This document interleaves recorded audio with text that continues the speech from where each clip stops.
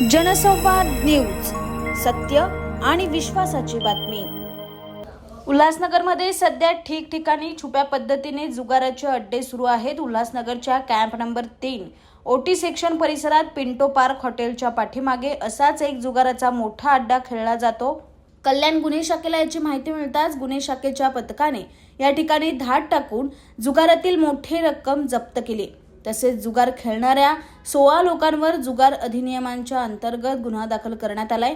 दरम्यान राजरोसपणे ठिकठिकाणी अशाच छुप्या पद्धतीने पैशाने जुगार खेळला जात असेल तर स्थानिक पोलीस करतात काय, असा सवाल देखील या निमित्ताने उपस्थित होत आहे।